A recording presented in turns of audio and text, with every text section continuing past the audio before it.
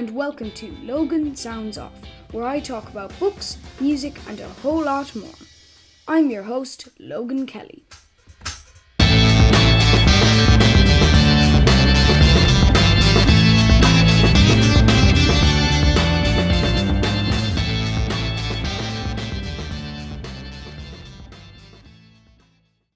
Hello and welcome back to Logan Sounds Off. Today I am interviewing a lot of people out there who love music will definitely know Graham Parker. He was massive on the scene, and recently in 2023 he's been still making great music. So today I'm going to be speaking to him about that and a whole lot more. So Graham, how are you? Very good, Logan. Nice to meet you. Yes, thank you for the introduction there. I have been going for quite a while and still am. One foot in front of the other, you know. It's fine, Graham. The pleasure is all mine. It's great to talk to you. All right, man. For those who are unfamiliar with your music, could you tell us a little bit about yourself? Well, my career started I was about 24, I guess. First album came out April 1976. Howling Wind, and I'd been like a lot of kids. As soon as the Beatles and the Stones and all those beat groups in Britain started when I was 12, really, all that stuff started to go on. It was like having our own music and not our older cousins or older brothers' music, which was, Elvis Presley perhaps, or Buddy Holly. It was like we had our own in Britain. These guys, in those bands seemed to be, not much older than us, and some of them lived not far from where we did. And suddenly there was something that we could call our own music. So everybody picked up an instrument. I had a few kids, friends, and we had a couple of fake bands, really. I mean, we basically dressed up to look like, sort of like the Beatles or whatever, and pretended to play, but I never really bothered to learn until much, much later. I just went and did all kinds of different jobs, all kinds of work, and left home when I was about 18 and lived in the island of Guernsey, and there was a lot of music in the air, and got myself an acoustic guitar. I played when I was, 13. I was trying, but I never put the work into it. So it took me years to realize, it's hard graft that gets you there, really. Bit of talent and a lot of perspiration, and things came together, and I met a fellow named Dave Robinson eventually, who had managed bands and he heard my songs, and I was very, very impressed, and we did some demos, and the next thing I know, I've got a major record deal.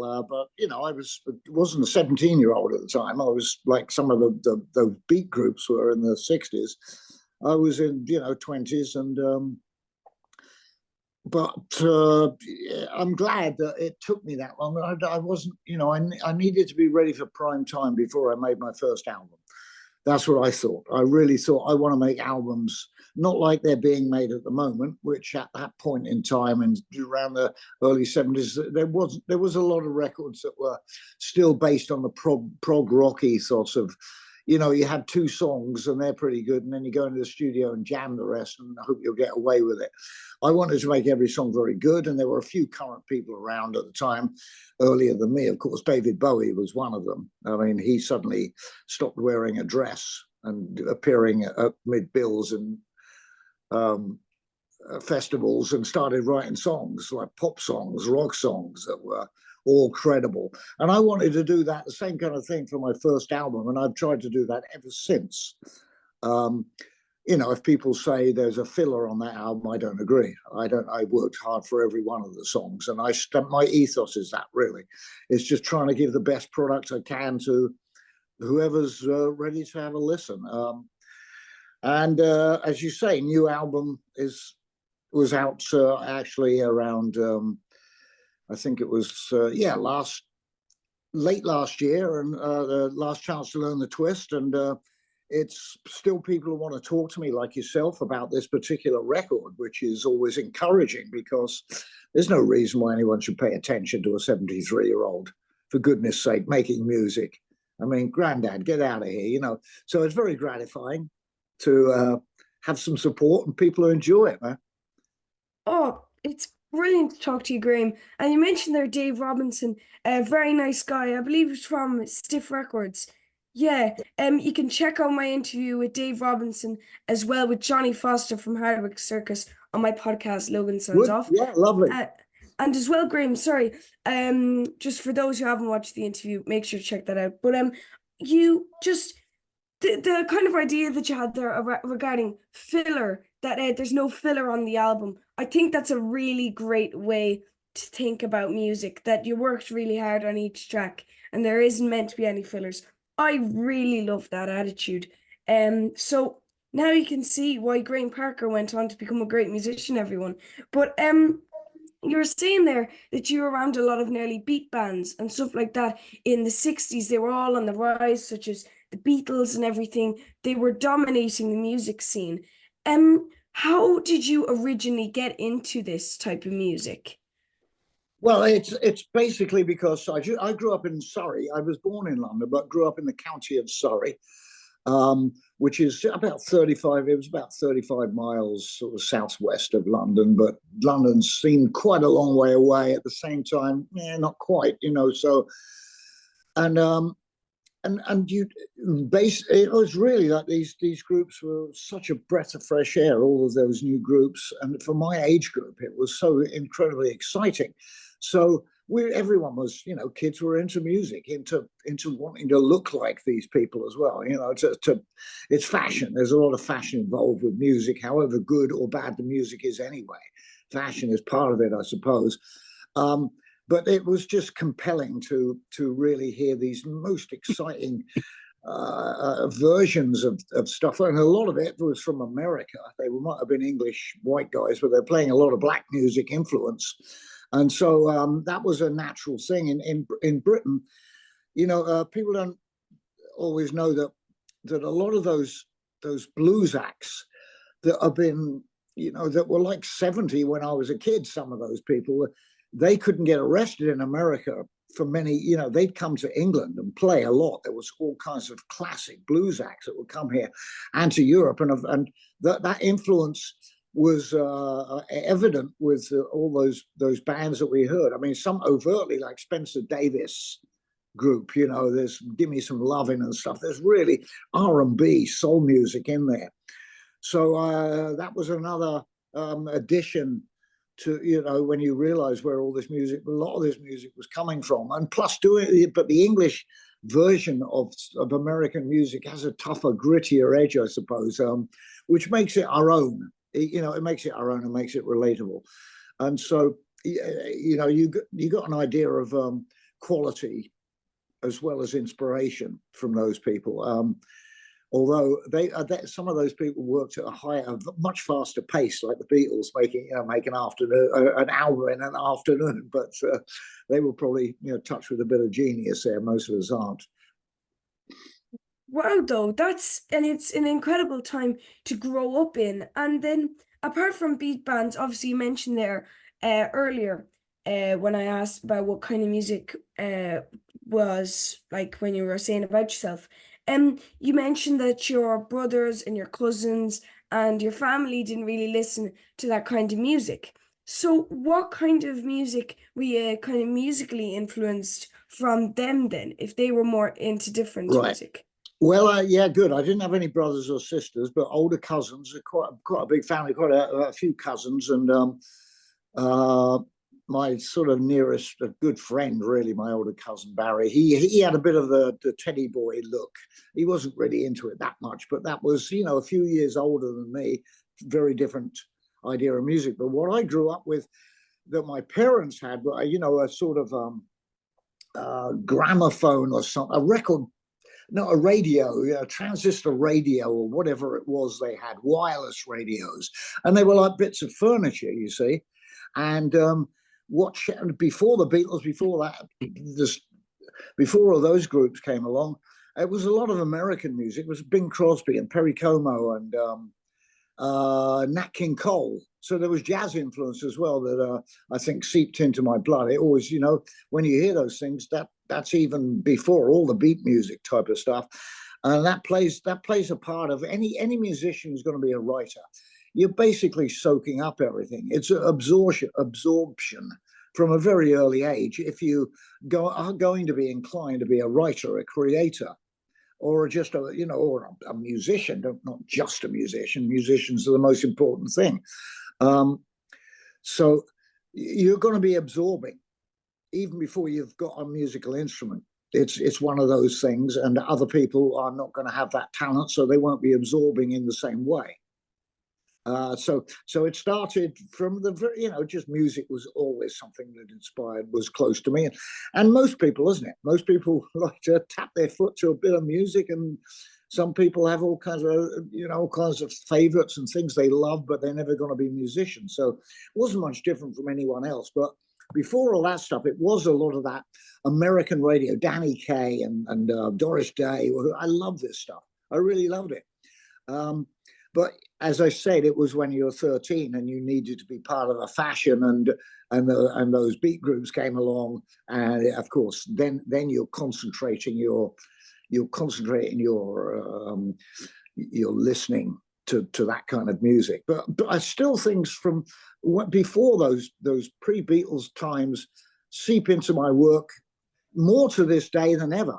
There's a few things on Last Chance to Learn the Twist that have some very a sort of soft jazz kind of some swing. It's swing music. I liked a lot of the Busby Berkeley films, which had all this kind of music. Harry Warren and Al Dubin, these kind of writers were writing this music. It's a very showy music stuff, but some of it really had a lot of swing to it.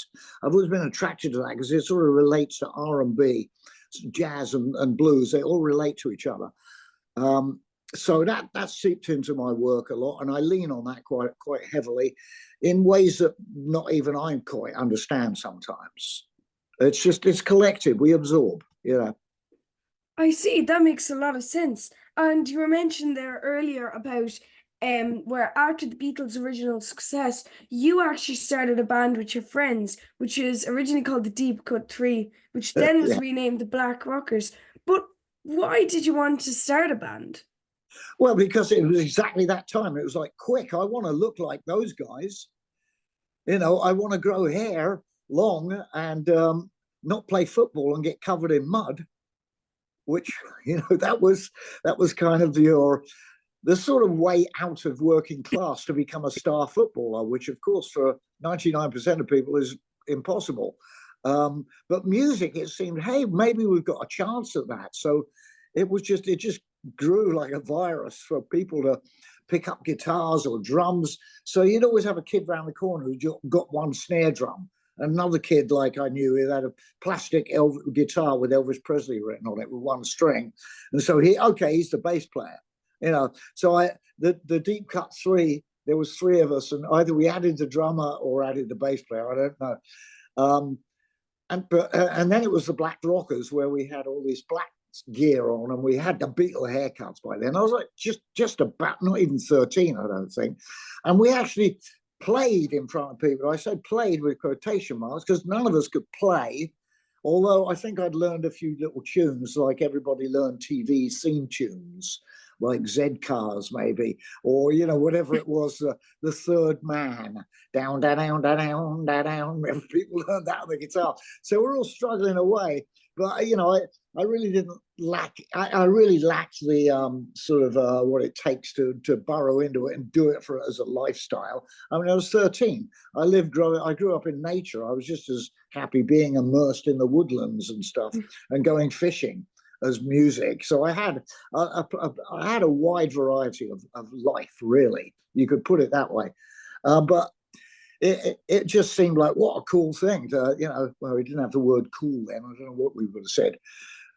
What a marvelous thing or something. I don't know what we would have called it, but what a good thing it would be to be in a band and be, somebody. And so that seed's kind of planted very early. But I forgot the important bit, which is you have to learn to play, and you have to really learn. Even though, in my crude way, I wrote a song when I was about 13, and the Black Rockers probably tried it. We did some shows, actually, if you have shows, quotation marks here, which were in a local garage. My friend, his dad owned a garage, and there was all these old houses that were attached to it, and we got the run of them.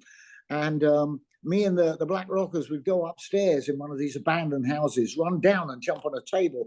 And already one of them's younger sister had collected threepenny bits, threepence from kids. And they were all sitting there and they'd kind of scream at us because that's what you're supposed to do to a rock band when you're 12, 11 even. The girls would start screaming. We couldn't play a note really. We just kind of bash around. So it was fun for a very short while. There was no background to it. There was no talent really. Just maybe I might have some if I knuckled down and worked at it.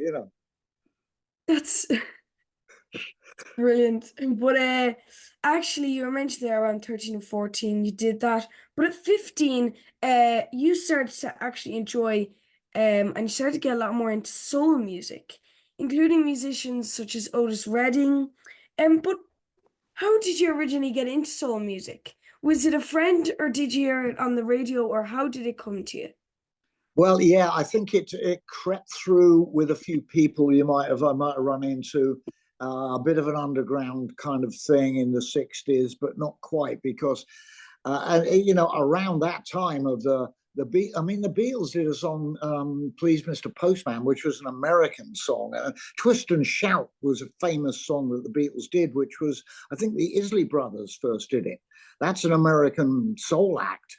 So it was there, but I'd also probably heard it on the radio and loved it. It just wasn't exciting as the fact that some of the people in the top rock bands came from Twickenham. Some of the Rolling Stones just up the road from me. So that seemed closer to us. Obviously, their version of it was closer to us kids.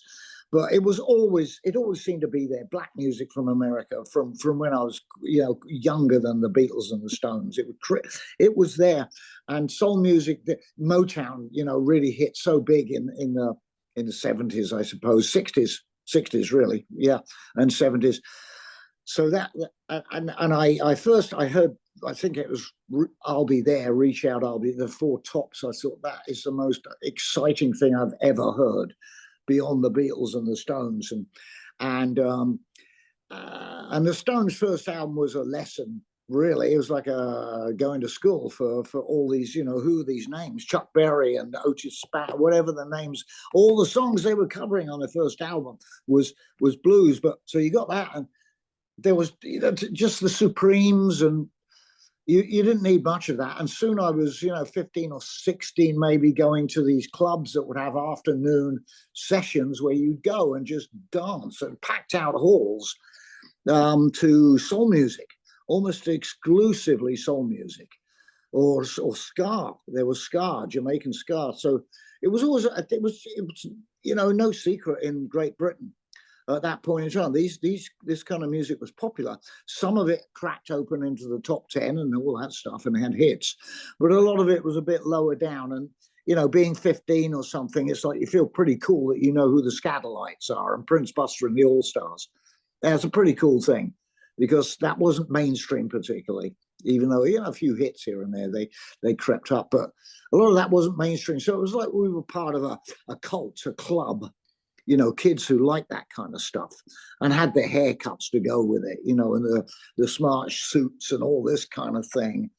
So that's very influential. That music, just Otis Redding, just did me in. I was 14, and I'd sit and listen to the one album I had by him that, again, an older cousin had given me, and it just transformed me, really. I think it put the seed in me that I've got to do something one day. Took me a while, but got there.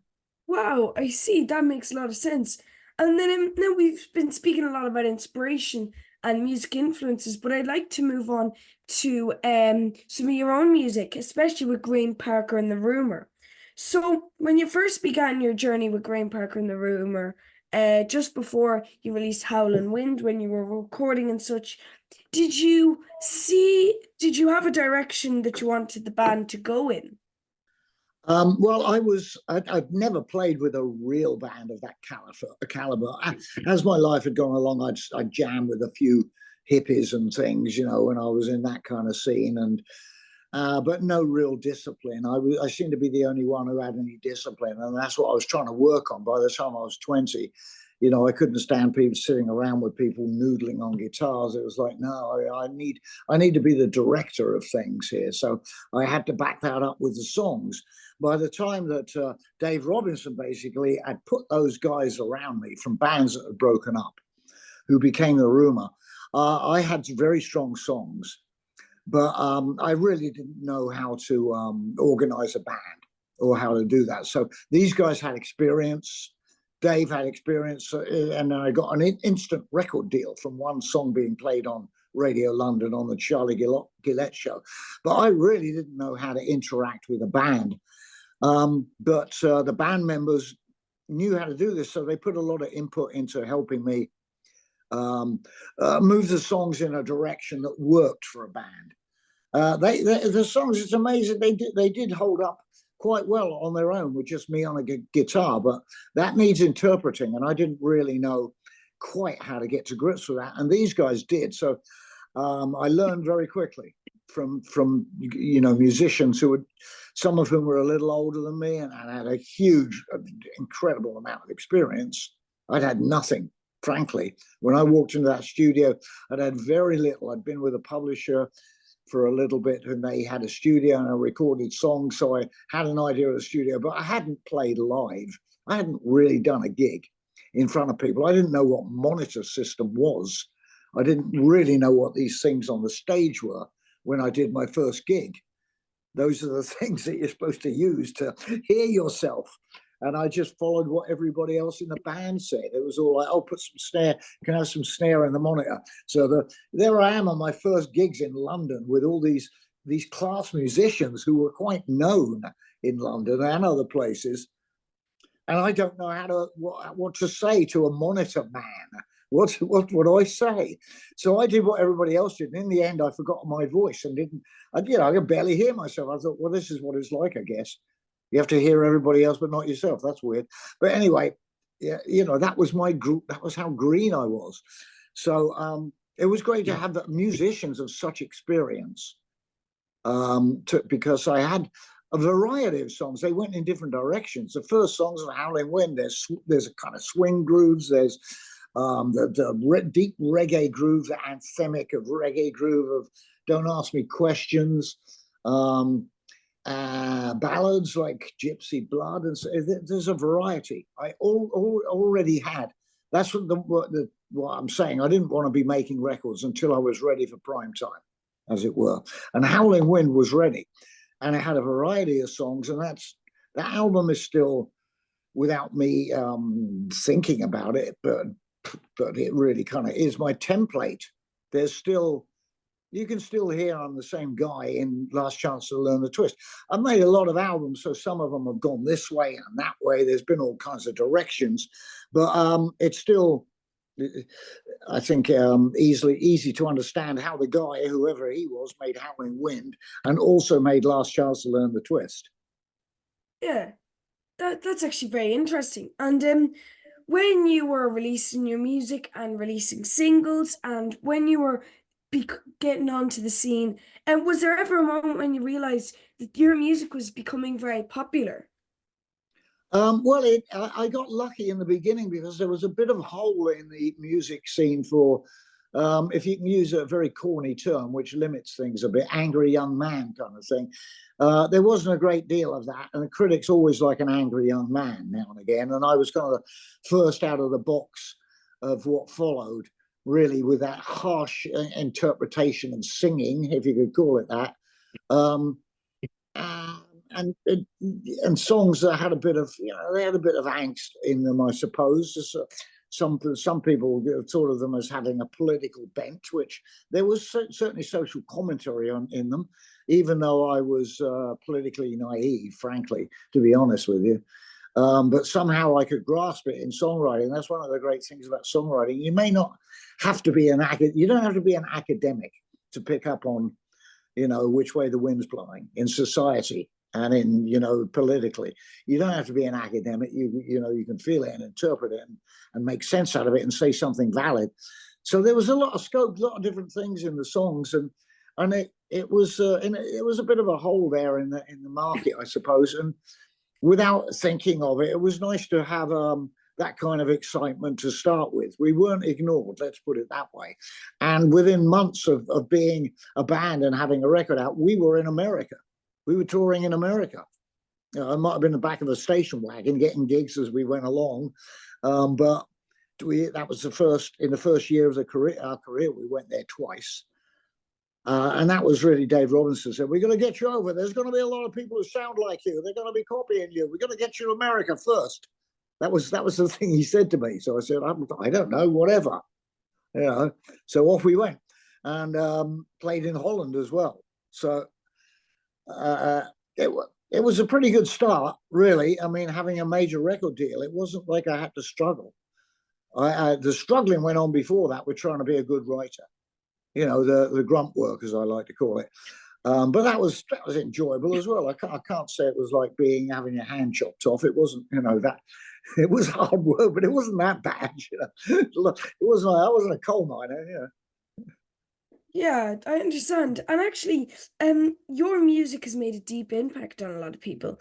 And in an interview, Joe Jackson said, Graham Parker, I really like. I think he's very genuine. How does it feel to have inspired someone like Joe Jackson like that? How does that feel? Well, it didn't sort of surprise me at the time. I guess I was a bit, if you're going to be in this business and push yourself into these positions of being a recording artist and a man who stands on stage, you better have a bit of chutzpah, as it were, a bit of more front than Blackpool, and that's not really my style. I was more of a introvert, extrovert, a bit of each. I could flip from one thing to other, probably quite schizophrenic, really, without being a real schizophrenic. But yeah, there's a polarity, I think, without being bipolar. There is a definite polarity to being a creative person. It's a bit like you're a bit creepy, really. It's a bit creepy. You're sort of observing the world, and you don't quite know you're doing it. But I've always felt outside of everything. I've always felt one step removed from everyone and everything.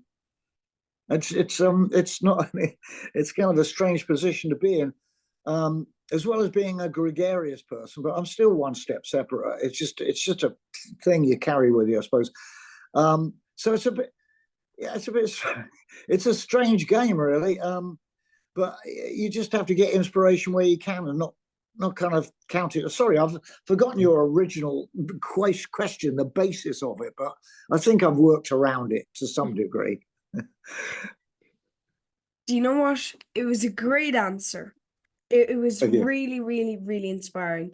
But do you know what? You've played many concerts with the Rumour, and you've done many venues, and you've done everything. And one thing is, you've actually played for a television show, which is Top of the Pops, which is an incredible TV show. Yeah. So you've done everything with the Rumour. But what was that like to be on Top of the Pops?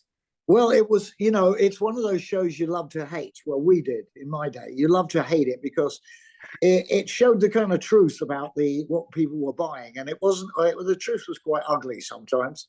It didn't really suit people like me who had the taste in sort of things that were, kind of underground, often, including, the more prog rock hippie stuff that was often LP based and not.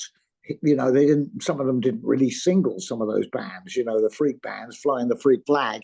It was like, that was uncool, man, So I came from, a lot of those traditions where it shouldn't be on Top of the Pops, but of course you can't wait to get on Top of the Pops. That's the truth of it. You know how uncool it is, but man, you got to be on there. I don't care who you are, the Sex Pistols, the Clash, however, or me, whatever seriousness you feel about music, and I'm so serious and I'm so good. That's below me, but no, I want to be on Top of the Pop. So it was quite exciting, man. It was just, there I am being beamed into my parents' home, and there was other stuff like a concert at Golders Green, which me and the Rumour did, some theatre in Golders Green that was televised, and in '76, I think that was, maybe just '77. So it was just a great, easy start. And also we'd be going to doing John Peel radio sessions, Oh, great people wow. like that, yeah, for the BBC. So that happened very, very quickly. I got that kind of lucky credibility, more press than chart action, frankly. But it opened the door for us to be on all kinds of things.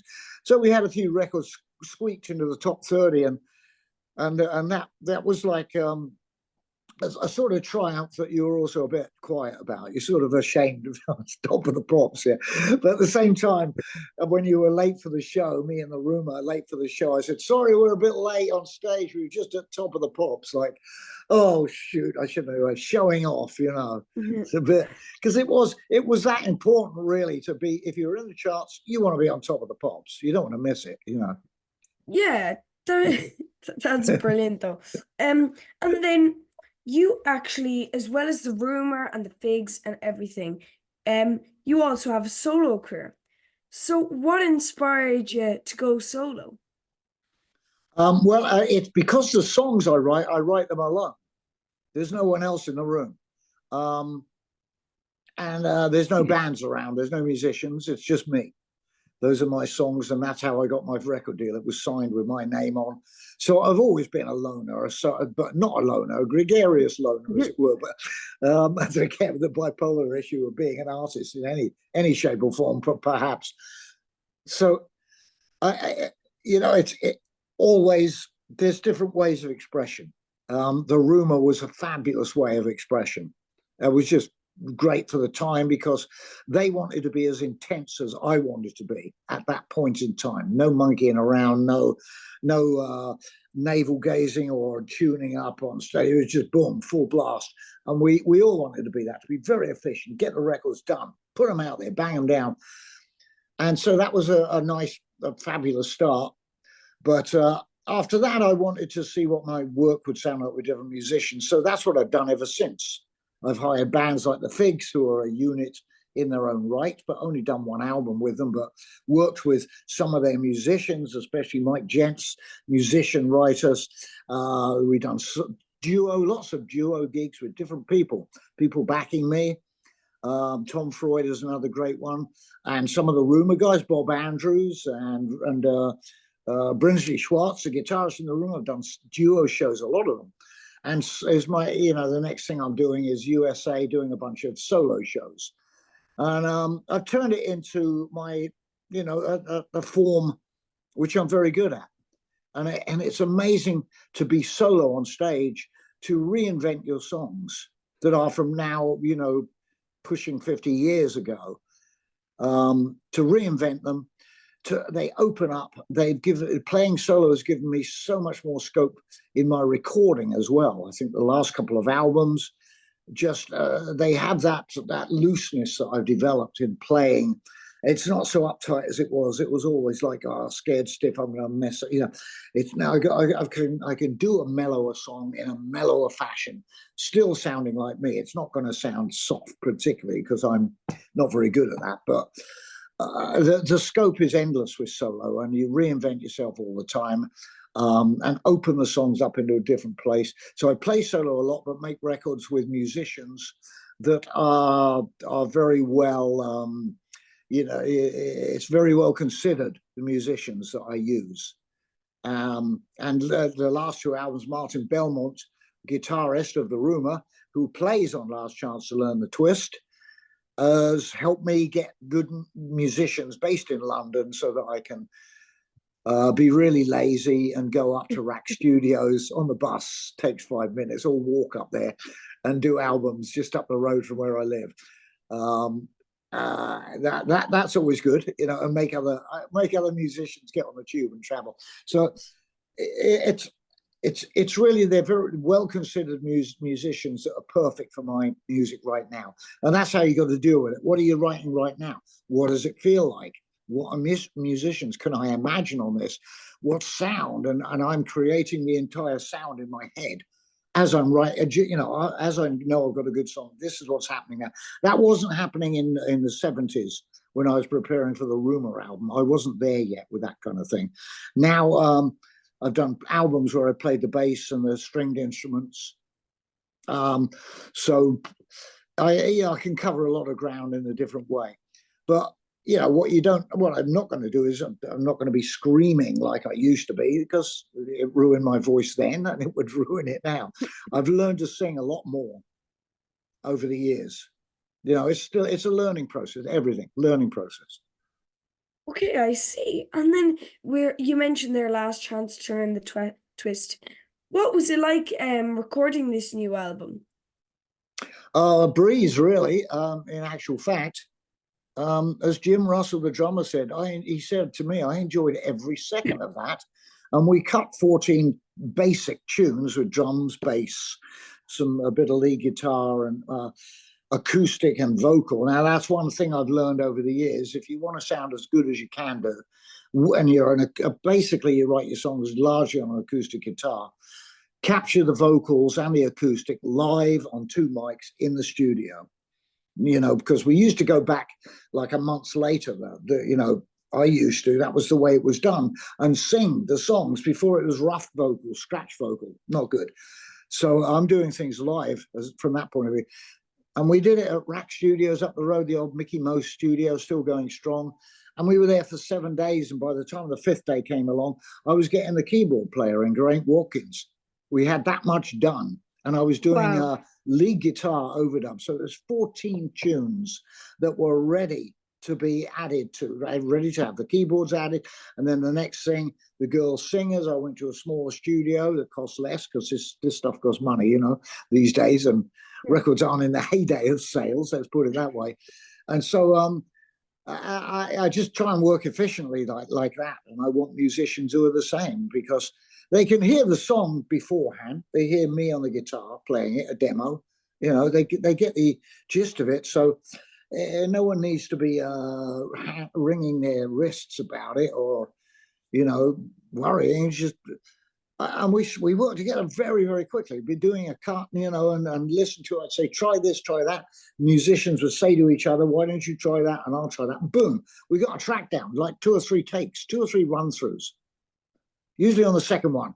And we never rehearsed. We never went in as a band and rehearsed playing the songs for Last Chance to Learn the Twist. They just heard them, my demos of them, me and the voice largely, with maybe a little overdub here and there, guitar solo or something. It was a breeze. That's what happens when you get musicians who understand what you're doing at that point in time, and you're impressing upon them what you're doing, and they bring it to you. They're going to bring it to you. People like working with me, especially the people who like efficiency and have a lot of feel as well. Beautiful feel these musicians have on Last Chance to Learn the Twist. It's just absolutely great finesse and great warmth to their playing. And they're playing my songs. They're not playing over them. They're not playing at the side of them. They're playing with me in the studio. And even Wow. the overdubs, they're playing with me. They're in with what I'm doing. It's brilliant though. And if you actually want to have a listen to Last Chance to Learn the Twist or buy it on vinyl, make sure to check out Big Store Records or Bandcamp or Spotify, and make sure you have a listen, because it's brilliant. So now, before we go, Graham, I want to ask 4 just quick fire questions. Yep. So, first of all, how do you feel music has changed from the past to now? Well, how has it changed? The industry changes. That's kind of a constant, really. It always has been, even though it's a slow trickle sometimes, and you don't quite notice it. But suddenly, it's not just vinyl anymore; it's CDs. Those kind of, or it was cassettes, and then it's streaming. Those kind of changes, they're just gonna happen.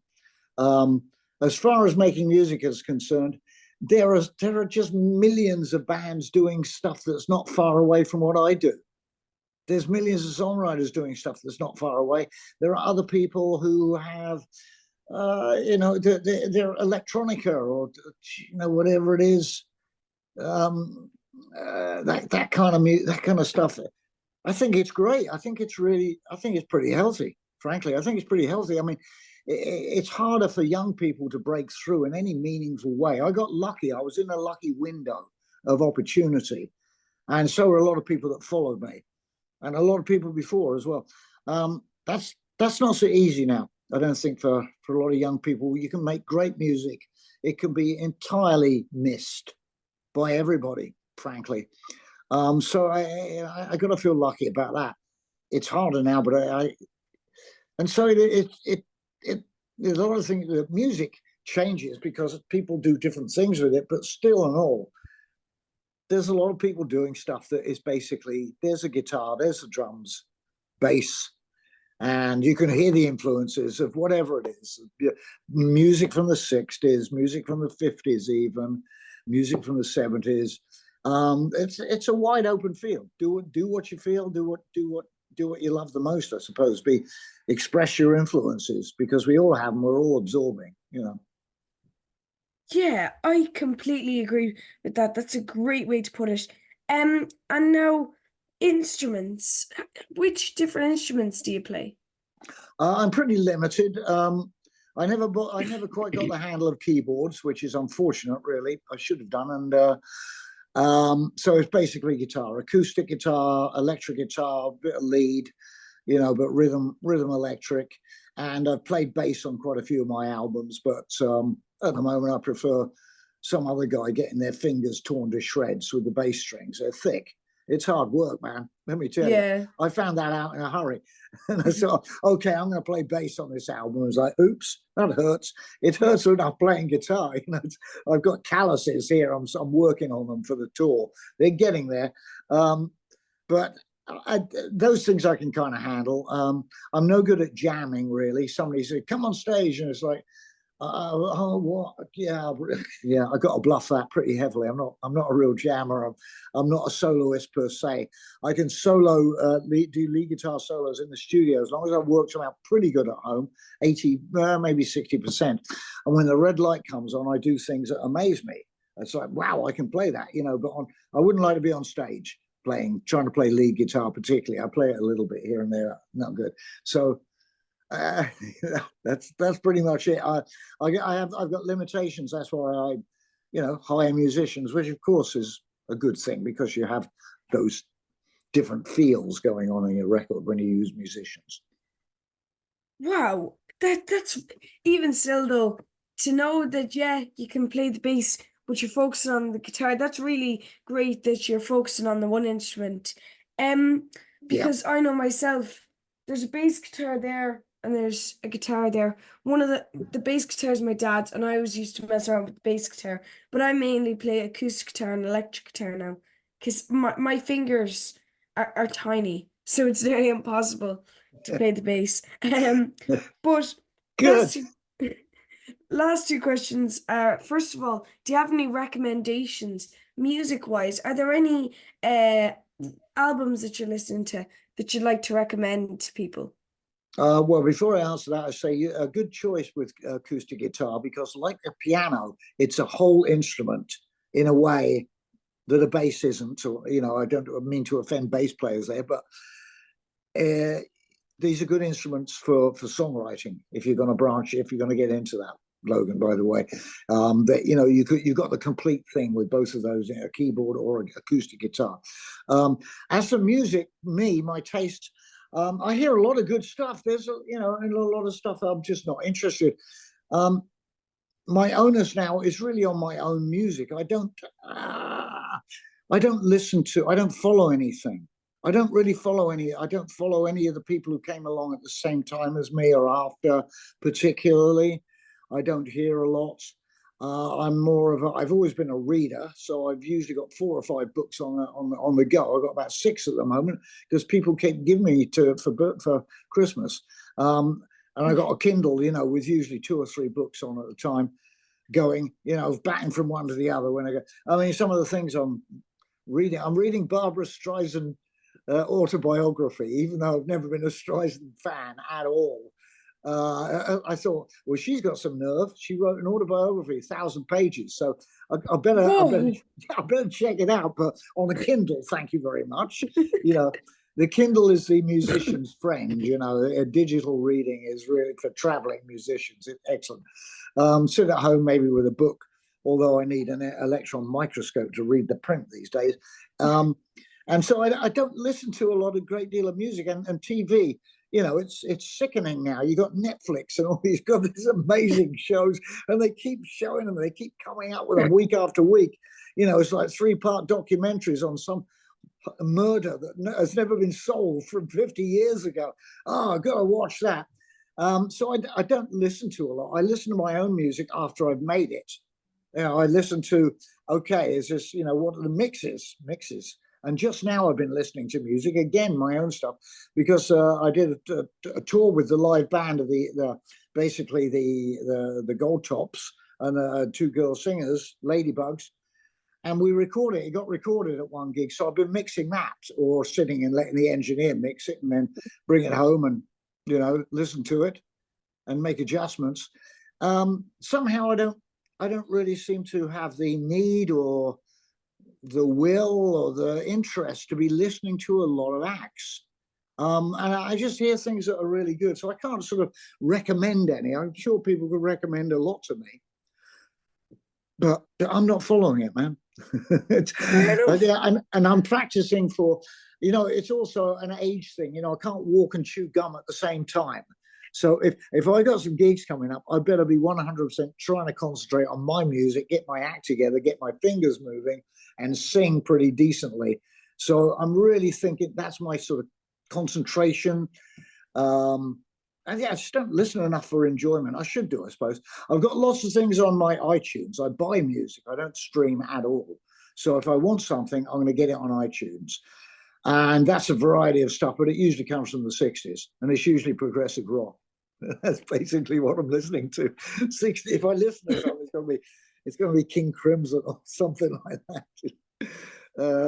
It's quite interesting to do that, really, and, you know, blast it on the headphones. Jimi Hendrix, you know, Electric Ladyland. Like, oh man, panning the drums. Come on, bring it back. So if I'm listening to something, it's in a very indulgent way. Wow, that's actually interesting the way you explained that you buy music and don't stream music. That's really, really cool. And now for my last question, Graham, I have to ask, do you have any tips for musicians who want to get onto the scene or just trying to write music? I you know I my well my one of my current philosophies is the last thing I need is advice. The last thing I need is opinions. Thank you very much. I just do it. But there again, I'm not new to the game, so I know I'm pretty good at that, and I have every right to say and think that because it works. Um, but I can tell that in my records and the quality of them and the songs. That's my feeling about it. I'll tell you if that goes wrong at any point. I'll get back in your show and say, Logan, it's all gone wrong. Can you give me some advice? Anybody? But I don't know. It's really corny. What can you say? Be true to yourself. I think be true to yourself, because if you're talented, you might get bombarded and find yourself with people interested. They're always outside of you. They're not you. They suddenly feel like they're you and part of you, but they're not. They're outside of you.